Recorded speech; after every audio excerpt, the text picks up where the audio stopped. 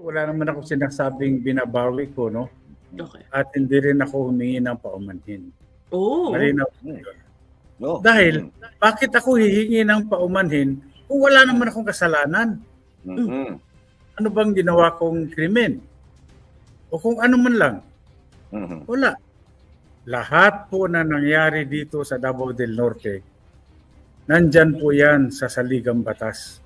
Nasa Bill of Rights yan.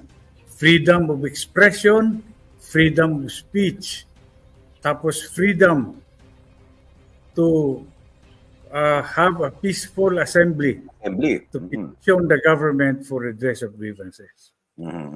So itong lumabas po na interview ninyo na sinasabing bugso Parang ng humingi damdamin. ng pasensya, parang ganun po ang...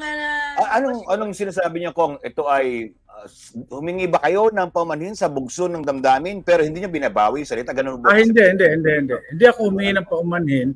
Sinasabi ko lang bugso ng damdamin.